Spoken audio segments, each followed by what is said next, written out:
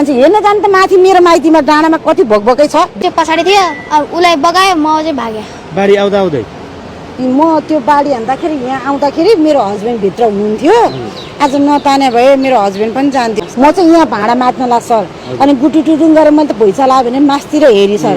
माथि हेर्दाखेरि त त्यो छाल पानी यहाँ आइसकेपछि म भागेर अनि बुढालाई तानेको, नत्र आज बुढाबुढी नै जान्थ्यो मेरो पनि। त्यो सामानहरू केही पनि निकाल्न सकेन सर, यही लाएको लुगा मात्रै हो, केही पनि छैन कि।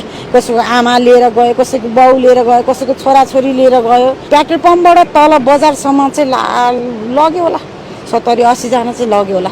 एक बोतल पानी दिन पाए भए, खान पाए भए अहिले कति हुन्छ मान्छे हेर्न जानु त माथि मेरो माइतीमा डाँडामा कति भोकभोकै छ। बिहान मैले 20 कप भन्दा बढी चिया पकाएर खान्दिएर पानी ओसार खान्दिएर आएको। मेरो एउटा साथी दाइ त अब डिप्रेसनमै जाने भयो, उसको 3 तला 4 तलाको घर थियो है, यही असोजमै फिन्सिङ हुनेर बस्ने भने हेर्नु उसको घर त जग्गैदेखिबाट गाडी जग्गैदेखिबाट लिएर गयो। उसको आमै लिएर गयो, औषधि खाएर बसिरहेको छ मेरो माथि बारीमा।